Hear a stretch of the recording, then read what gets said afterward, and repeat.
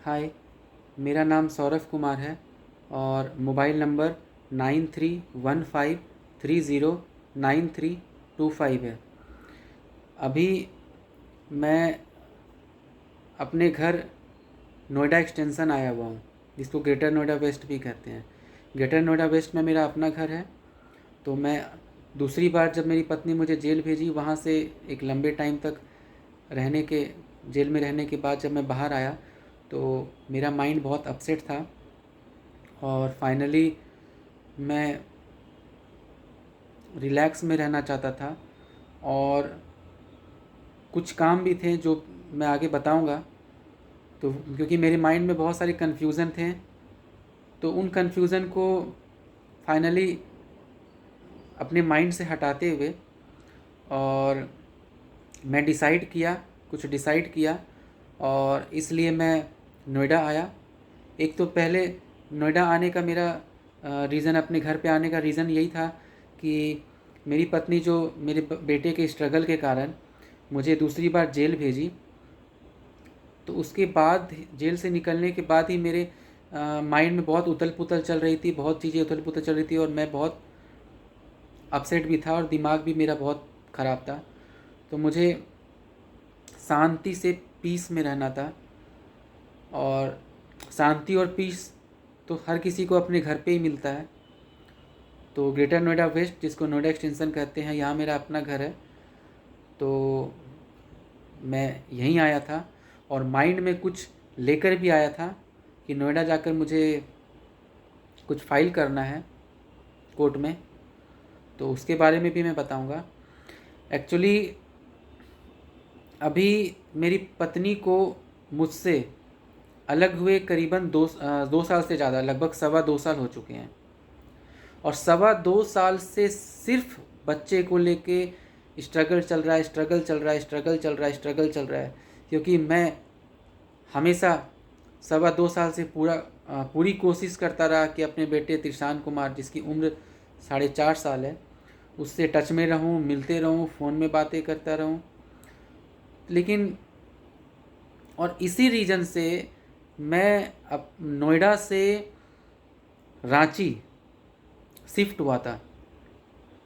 पहला तो मेरा रीज़न ये था शिफ्ट होने का कि ठीक है, मेरी पत्नी चली गई है। 6 महीने तक मैं नोएडा में ही था अपने घर पर, और फिर देखा कि हर जगह से नंबर ब्लॉक है, कहीं कोई कम्युनिकेशन नहीं हो पा रहा है, कनेक्शन नहीं हो पा रहा है।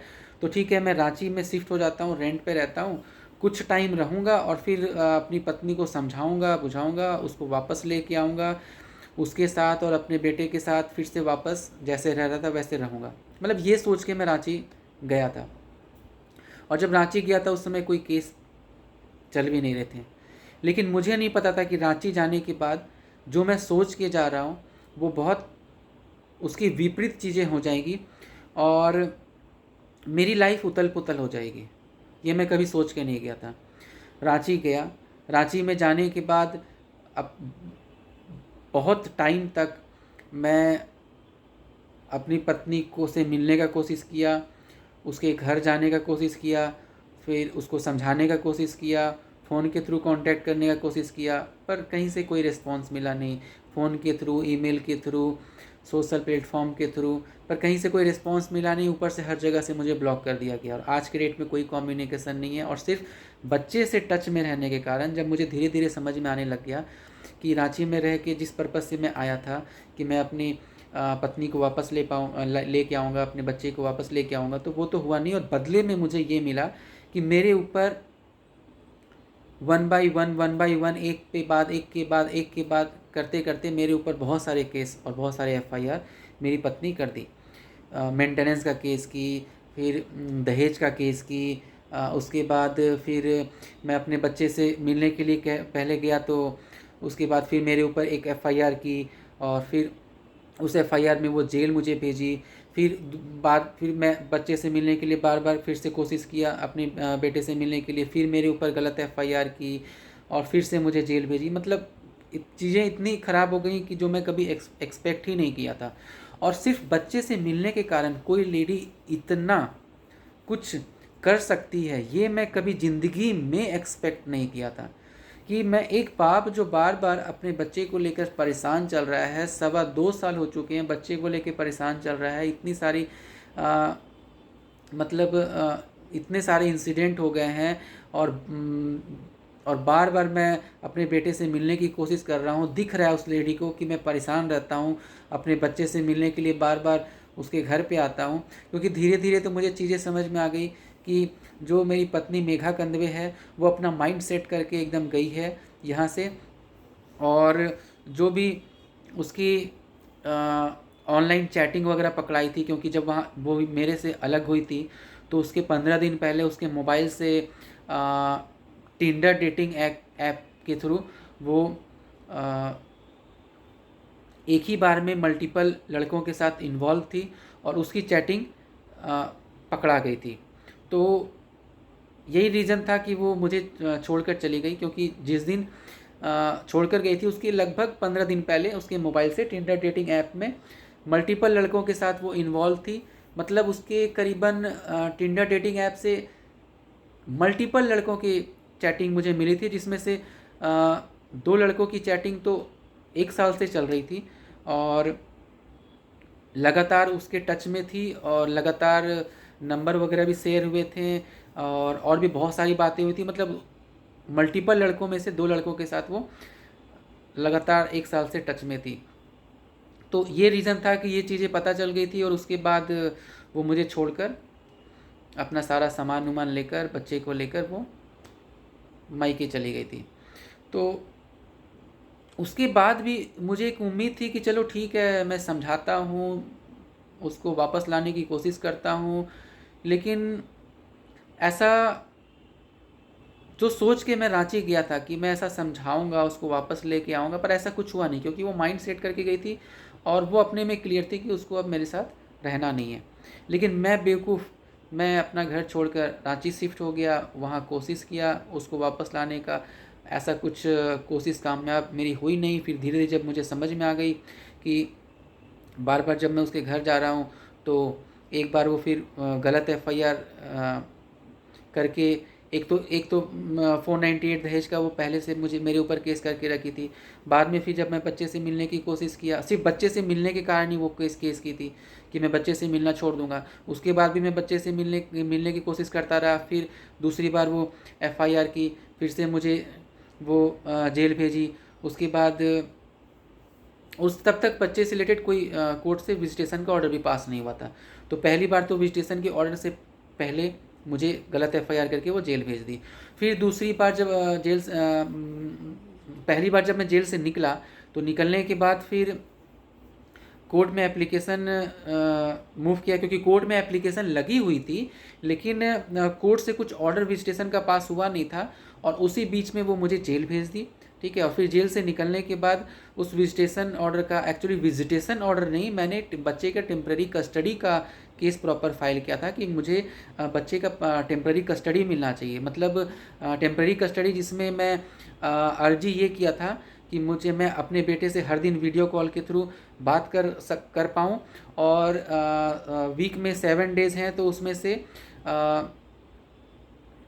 कुछ दिन बेटा मेरे पास भी रहे। तो ये मैं अर्जी किया था, लेकिन कोर्ट तो लड़कों की सुनता नहीं है, तो वो टेम्प्रेरी कस्टडी को कन्वर्ट कर विजिटेशन ऑर्डर मुझे प्रोवाइड कर दिया था कि मंथ में 1 बार मिलनी है और वीक में 2 बार वीडियो कॉल के थ्रू आधा घंटा बात करना है, और मंथ में 1 बार भी जो मिलना भी है वो 2 घंटे के लिए मिलना है। उसके बाद भी जब मैं बच्चे से मिलने के लिए प्रॉपर कोर्ट के ऑर्डर के बाद भी जब कोशिश करता रहा, तो फिर मेरे पत्नी मेघा कंदवे और मेरे पूरे ससुराल वाले मुझे बेटे से कभी मिलने नहीं दिए, और बदले में फिर से मेरे ऊपर एक गलत FIR करके, और पता नहीं उसकी अपनी क्या सेटिंग है, पुलिस वालों के साथ क्या सेटिंग है, उसकी अपनी क्या सेटिंग है मुझे पता नहीं। पुलिस वाले भी उसको इंटरटेन करते हैं, गलत FIR लेते हैं, पता नहीं पैसे पुलिस वाले को खिलाती है या अपनी उसकी क्या सेटिंग है, मुझे कोई आइडिया नहीं है इसके बारे में। फर्जी FIR बार बार करती है सदर थाना में, और पुलिस वाले मुझे उठाकर जेल में डाल देते हैं। तो फिर से कोर्ट ऑर्डर होने के बाद भी जब मैं अपने बेटे से मिलने की कोशिश किया, फ़ोन पे बात करने की कोशिश किया, तो फ़ोन में तो बात करने की हो नहीं पाई, क्योंकि नंबर कंटिन्यूसली ब्लॉक रहता है। और मिलने के लिए जब उसके घर पे गया, तो फिर से गलत एफआईआर करके दूसरी बार मुझे फिर से जेल भेज दिया गया। तो अभी धीरे धीरे ये सारे इंसिडेंट होने के बाद अब मेरा माइंड जो था, मतलब जो मैं सोच के गया था कि मैं रांची इस किस पर्पस से जा रहा हूँ, वो पूरा डाइवर्ट हो गया। वो तो ऐसा तो कुछ हुआ नहीं, और बदले में multiple cases, multiple fake FIR मेरे ऊपर हो गए, और 2 बार जेल भी भेज दिया गया। बस बच्चे की स्ट्रगल के कारण मैं 2 बार रांची में जेल जा चुका हूँ। और फाइनली जब मैं दूसरी बार जेल से निकला तो मुझे पता था कि अब चीज़ें बहुत ख़राब हो चुकी है, अब ये लेडी मेरे साथ रहेगी नहीं किसी भी हाल में। जो 2 बार अपने पति को गलत एफआईआर करके जेल भेज चुकी है, जो किसी भी हाल में, और बस इसलिए कि मैं बच्चे से मिलने की कोशिश करता था, किसी भी हाल में मुझे बच्चे से मिलने नहीं देती है। मेरे ससुराल वाले किसी भी तरह से मुझे बच्चे से मिलने नहीं देते हैं। तो ये लड़की, ये लेडी तो अब मेरे साथ रहेगी नहीं। मतलब मैं वन साइडेड एफर्ट लगा रहा था, तो ये तो मेरे साथ अब रहेगी नहीं। मतलब अब धीरे धीरे मेरी माइंड ये सेट हो गई दूसरी बार जेल से निकलने के बाद, ये अब मेरे साथ नहीं रहेगी। तो दूसरी बार जेल से निकलने के बाद फिर म्यूचुअल डिवोर्स के लिए मैं अपने वकील को बोला कि ठीक है, अब परिस्थितियाँ बहुत ख़राब हो चुकी हैं और म्यूचुअल डिवोर्स आप करवाइए। अब उसके वकील से बात कीजिए, म्यूचुअल डिवोर्स कराइए। अब आप लोग को भी सुन के ये ताज्जुब होगा कि मतलब हम लोग को अलग हुए 2.25 साल हो चुके हैं। 6 महीना में स्टार्टिंग में नोएडा में रहा था, और उसके बाद 2.25 साल करीबन, हाँ लगभग 2.25 साल से मैं रांची में रेंट में रह रहा हूँ। ठीक है, और मैं रेंट में रांची में बस इसीलिए रहता हूँ कि मैं रेंट में भी रहता हूँ, मेरी पत्नी कोकर में रहती है, और मैं भी उसके 0.5 किलोमीटर के डिस्टेंस में रेंट में कोकर में ही रहता हूँ।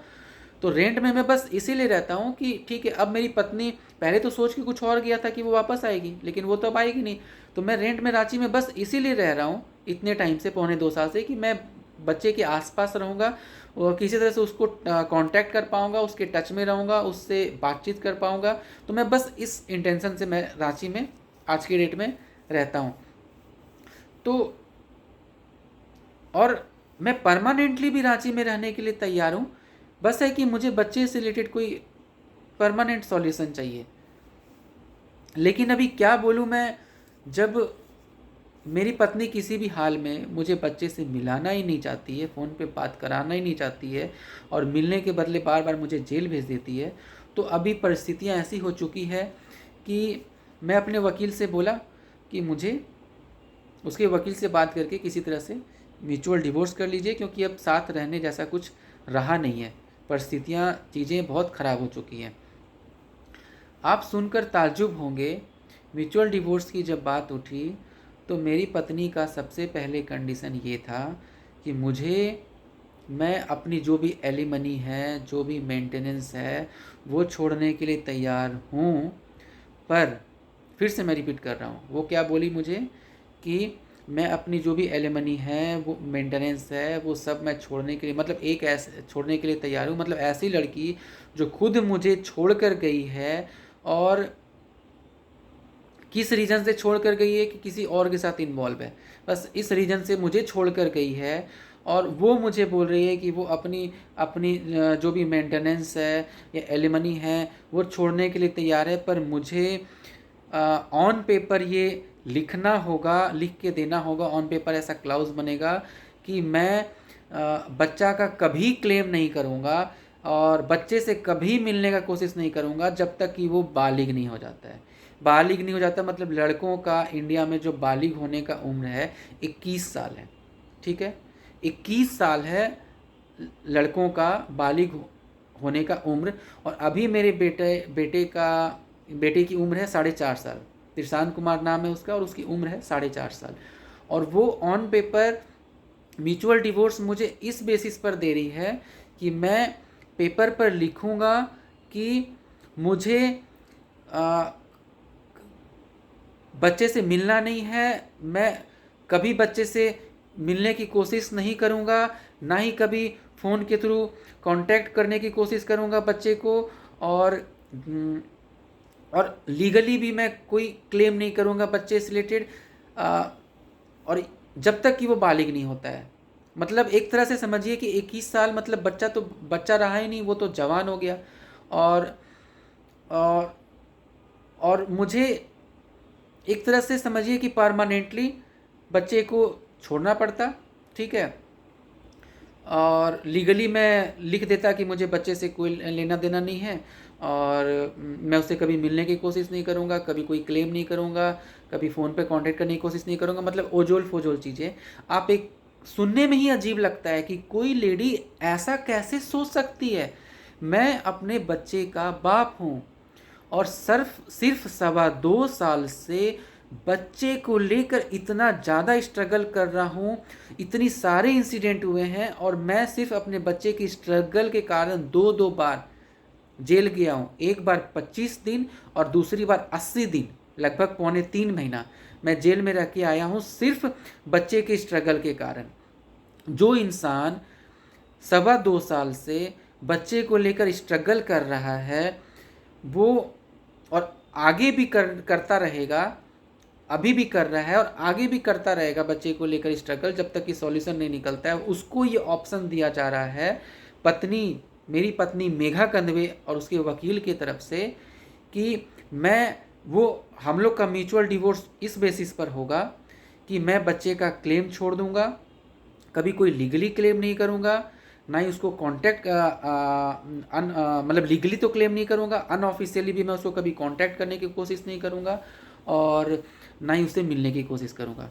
मतलब सुनने में ही अजीब लगता है, हंसी आती है कि क्या सोच कर उसके दिमाग में ये चीज़ आए, उस लेडी और उसके वकील का तो छोड़िए, वकील का तो काम ही होता है, उस लेडी के माइंड में क्या सोच कर ये चीज़ आई कि ऐसी बेतुका बात के इस बेतुका कंडीशन पर वो मुझे मेरे से म्यूचुअल डिवोर्स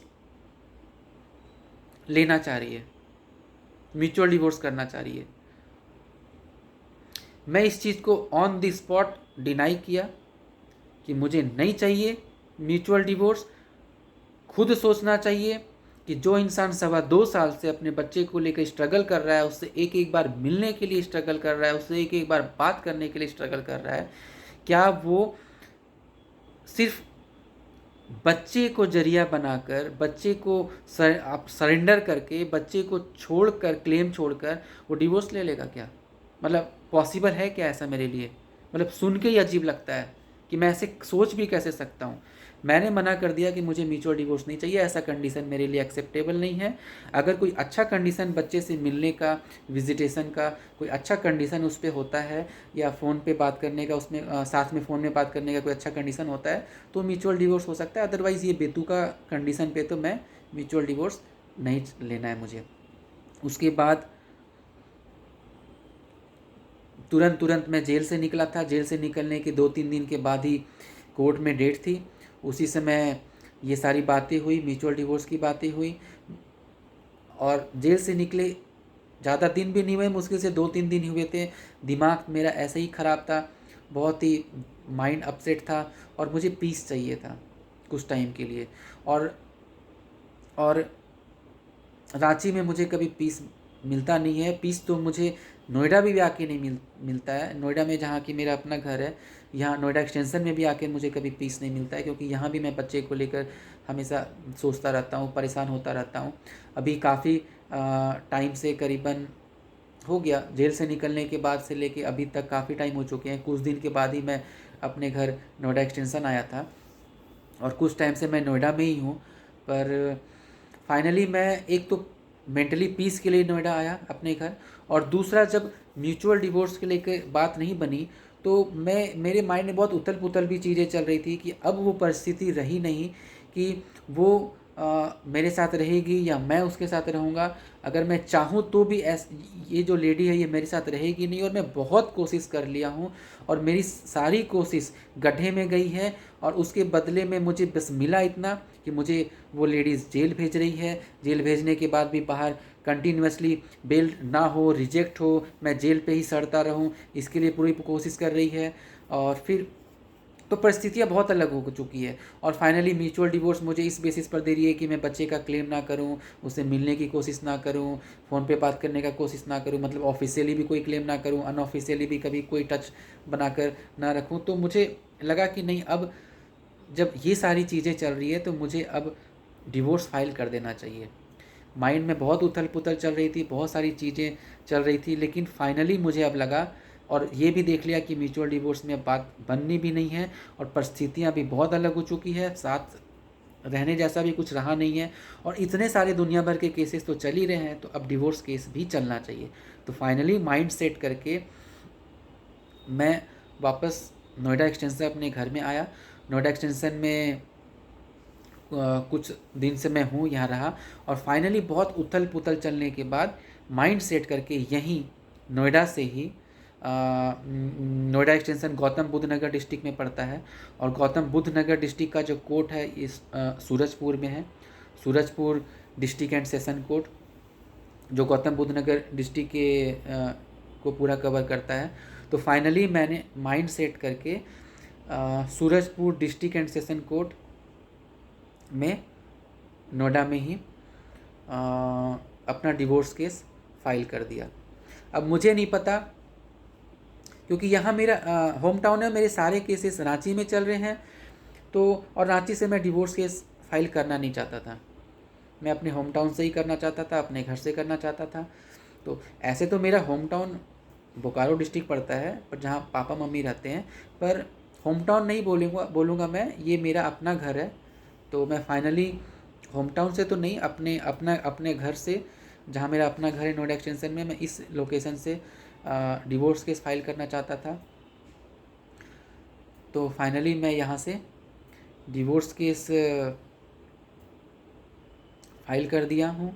मुझे नहीं पता अब आगे डिवोर्स होती है नहीं होती है, कितना टाइम लगता है, डिवोर्स होते भी हैं कि नहीं होते हैं, मुझे नहीं पता आगे क्या होना है नहीं होना है।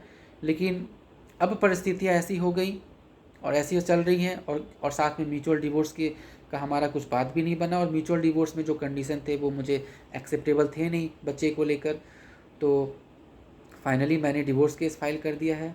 अब देखता हूँ आगे क्या होती है नहीं होती है, आगे जैसा रहेगा फिर अपडेट करूँगा मैं। बाकी जैसे इतने सारे केसेस चल रहे हैं, एक केस और ऐड ऑन हो गया है। तो और रहा बच्चे की बात, तो बच्चे को लेकर स्ट्रगल तो चल ही रही थी, अभी भी चल रही है, आगे भी चल रही है। बच्चे की टेम्पररी कस्टडी के को लेकर मैं फैमिली कोर्ट में केस फाइल किया था, तो मुझे विजिटेशन मिल गया। उस ऑर्डर को चैलेंज करके मैं अभी हाई कोर्ट में भी चैलेंज किया हुआ हूँ कि शायद हाई कोर्ट मुझे बच्चे की टेम्पररी कस्टडी दे। टेम्पररी कस्टडी मीन्स कि फ़ोन पर मैं रेगुलर बेसिस पे उससे बात कर पाऊँ, और वीक में 7 डेज़ में कुछ दिन बच्चा मेरे साथ भी रहे। तो अर्जी तो मैं यही लगाया हूँ, और फैमिली कोर्ट में भी अर्जी यही लगाया था, पर मुझे मिला नहीं था ऐसा कुछ ऑर्डर। विजिटेशनशिप मिल गया था, वो भी पूरा हो नहीं रहा। तो अभी फिर से टेम्पररी कस्टडी को लेकर कि बच्चा मेरे पास भी रहना चाहिए वीकली बेसिस पे, वीक में कुछ दिन, और फ़ोन पे भी मैं रेगुलर बात कर पाऊँ, ये चीज़ को लेकर मैं हाई कोर्ट में भी अर्जी लगाया हूँ। अभी देखता हूँ क्या होता है। फाइनल कस्टडी का केस मैं अभी बच्चे का नहीं किया हूँ, क्योंकि मेरी ऑलरेडी अभी टेम्पररी कस्टडी का केस हाई कोर्ट में लगा हुआ है। तो एक बार मैं देखना चाहता हूँ कि टेम्पररी कस्टडी का जो केस है हाई कोर्ट में, उसमें क्या ऑर्डर पास होते हैं, क्या होता है। तो फिर देखता हूँ फिर उसके बाद क्या करना है। फ़िलहाल तो बच्चे की टेम्पररी कस्टडी भी अगर मिल जाती है तो ये बहुत बड़ी बात होगी मेरे लिए कि मैं अपने बच्चे के टच में रह पाऊँगा, और मेरा बेटा त्रिशान कुमार वीकली कुछ दिन 2-3 दिन मेरे पास भी रहेगा। पर ऐसा सुनने में तो बहुत अच्छा लगता है, पर कोर्ट, इंडिया का जुडिशल सिस्टम, कोर्ट का सिस्टम बहुत अलग है। अब मेरे हाथ क्या लगता है नहीं लगता है वो तो अब हाई कोर्ट जाने।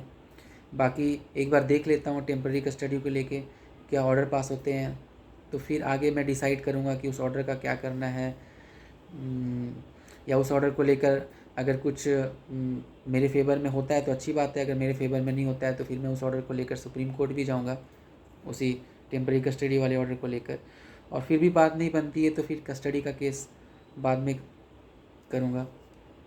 कस्टडी का केस अभी होल्ड पे है क्योंकि अभी टेम्पररी कस्टडी के केस पे ही चल रही है, उसी पे अभी टेम्पररी कस्टडी पे ही अभी कार्रवाई चल रही है, उसी का कुछ आउटपुट निकला नहीं है। तो एक बार देख लेता हूँ क्या आउटपुट निकलता है, तो फिर अगर आउटपुट निकल जाती है तो अच्छी बात है, क्योंकि मैं बच्चे से टच में ही रहना चाहता हूँ, मेरा इंटेंशन तो यही है। बाकी बात नहीं बनी तो फिर फैमिली कोर्ट में बाद में कस्टडी का केस भी देखूँगा। पर फिलहाल टेम्पररी कस्टडी भी अगर कोर्ट अलाउ कर देता है तो मेरे लिए बहुत बड़ी खुशी की बात होगी। तो ठीक है, बच्चे को लेकर स्ट्रगल चल रही थी, अभी भी चल रही है, और एक विजिटेशन ऑर्डर होने के बाद भी वो उसको लेकर भी चैलेंज चल रही है और आगे भी चलती रहेगी। बाकी साइड टू साइड सारे केसेस चल रहे हैं, एक डिवोर्स केस भी और ऐड ऑन हो चुका है। तो देखता हूँ क्या रहता है क्या नहीं रहता है। बाकी अब रहने जैसा तो कुछ रहा नहीं, तो सारे केस चल रहे हैं, साथ में डिवोर्स केस भी चलेगा।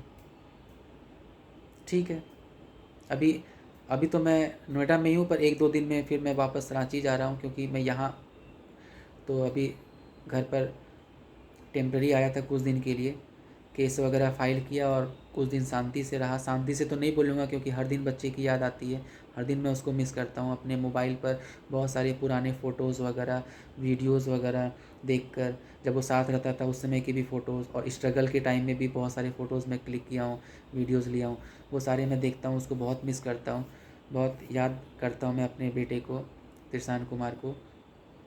तो देखता हूँ, उसकी स्ट्रगल तो चल ही रही है। रांची में तो मैं रेंट में रहता हूँ, अभी 1-2 दिन के बाद फिर से मैं रांची जा रहा हूँ, तो अभी फिर देखता हूँ वहाँ भी केस के डेट वगैरह लगे हुए हैं, क्या होता है नहीं होता है। बाकी 1-2 दिन में फिर मैं रांची जा रहा हूँ, रांची में रेंट में रहता हूँ। तो फ़िलहाल तो रांची में रेगुलर बेसिस पे रांची में ही रेंट पे रह रहा हूँ, और यहाँ नोएडा जहाँ मेरा घर है आना जाना लगा रहता है बीच बीच में। ठीक है, अब आगे जैसा रहता है फिर बताऊँगा। Bye bye.